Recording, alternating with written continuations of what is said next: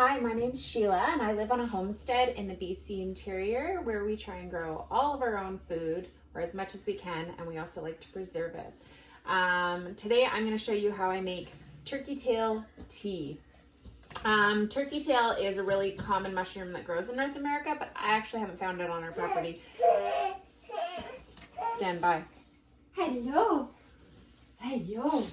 All right, here we go. So I actually haven't found turkey tail on our property. So I had ordered mushroom spores, and I'll put a link below from where we ordered the spores. They were actually inoculated on plugs, and we put them in. Is everything ready at once?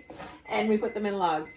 The bread is ready. One sec, I gotta pop it out of the pan. So these grew. It actually took longer than a year, but now we have an abundance of them. And since it's winter time, we're in the middle of a pandemic, it's nice to drink some immune boosting turkey tail tea. And I also wanted to show you some of the other mushrooms that do grow on our property that have some immune boosting properties as well. Because this is kind of like new to me. I'm really learning about it and I'm finding it really interesting. This one, this big guy, it's bigger than my hand. This is a birch polypore. They're super easy to identify and they don't have a look-alike. They also have immune boosting properties, as I just mentioned 2 seconds ago. So you can actually cook with them. You can use them for Band-Aids. You can use them for fire starting and storing a fire. And you can use them to sharpen knives. Crazy. But I believe it, because once you try and cut through a dried turkey tail, it's pretty crazy. We also have chaga that grows on our property, and it's really great for cooking with, like you can, not to cook with, but like to put, when you simmer it, to have it just with coffee, like it's really easy to do that. Or today what I'm gonna do is I'm gonna make a turkey tail chaga tea, so that'll be cool. So I'll show you how I do that. And this is just a smaller birch polypore, a little bit lighter tan color, and these are dried out. I just harvested them and dried them out myself. So that'll be good to go. So I don't want to go through like an extensive list of mushroom identification because I'm not an expert and I definitely Googled it. And one important thing to do is just like check your sources to make sure that you've correctly identified your mushrooms. There are lookalikes of turkey tails, but I know this is definitely turkey tail. I grew it, but I mean, I also did check about the rings, the fuzziness, the flexibility, the thickness, and the size of the pores on the back. So I'm ready to go, and I am going to try and chop these, and I can tell you it's very difficult, so I'll be doing that little magic, speed it up so that you guys don't have to watch. I mean, I wonder if you could just zip this in a food processor, but to do it in just like tiny chunks that I can do with my knife is kind of nice, because then you can keep the tea sort of steeping with the bits of mushrooms in it, and then that way, like that just does not want to break, but then that way you can keep it, the strength going of it, you know what I mean? Yeah. So yeah, they've done studies on turkey tail. It's one of the few mushrooms that they've done studies on to show that there are immune boosting benefits. They did a study on women that had breast cancer that were taking chemotherapy and immune compromised treatments, and they found that it actually did have immune boosting properties. So might just rip it. Might just be a little bit easier.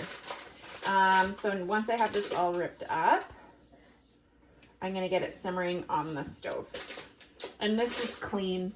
I don't have to clean it. I did dry it out on the counter, but it dried out in like 2 days. So maybe I'll get a picture of what it looks like on the thing. I just wanted to mention is that, you know, in winter, it just feels like you have time for this, but in the summertime, it is like the time when you harvest and you like, you're not thinking about like immune boosting teas. You're just like, I gotta weed. I gotta get the food out of the ground. I gotta, you know, think about how you can preserve it. You gonna say hi, Albie? Hi. Are you saying hi? Who said hi? So yeah, it's really nice to kind of focus on this in the wintertime. Granted, I'm sure if we've been drinking this since summer, our immune systems might be stronger, but We all have to start somewhere. Okay, well, I'm going to get these on the stove in about probably just 2 cups of water. You don't need a lot of water just to cover it. And I'm also going to add the chaga too, because chaga likes to simmer. You went down? For a long time. So I'll be so happy. I'm going to fill this up with my Berkey water because then it doesn't have, I know it doesn't have any chlorine. We don't actually have any chlorine. We have gravity feed water. We're out in the country. But you might have chlorine in the city. Maybe you ordered your turkey tail off the internet. I don't know. I vote all good things just to try it. He's so curious. Okay, I better get this simmering so I can help this guy be happy. Okay, so I've got my turkey tails simmering for 15 minutes. I have them like on medium heat, and my ovens or my stove's really messed up, so I'm gonna try and keep it from boiling. That's how it goes. This is a pot of the turkey tail chaga that I actually made last night. And this morning I just put it on low heat, and I've been letting it heat up. And it's got like a really rich, dark color. That's from the chaga. When it's just the turkey tail, it's like super light. And I'm not gonna lie, I've drank some mushroom teas before, like not magic mushrooms, but like medicinal mushroom teas before that I've ordered, and I do not like mushroomy tasting teas. Sorry. But this is nice. This is nutty. It's light. It's delicious. Yeah, so it's really good. So after I've simmered it for 15 minutes, I actually, because I want to keep drinking it, and I want to leave the mushrooms in it, what I do is like this teapot has, it's like one of those, you know, cheap IKEA ones that has a little strainer in it. I just put it in that so that they're still kind of simmering. But you know, you can just do it anyway and just filter it out before you drink it.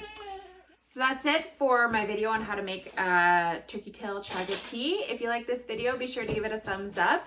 And if you want to watch more videos as I make more winter immune boosting interesting concoctions like fermented garlic and cured egg yolks, make sure that you subscribe. I also have a dairy cow who's going to have a calf soon, so I'll be making lots of cheeses and all the fermented beverages that I possibly can. That's all I Google. Yeah, and I'm going to be starting seeds today too. So yeah, make sure you subscribe and you can follow along on our adventure as we try and grow as much food as we can on our homestead. Thanks and have a great day.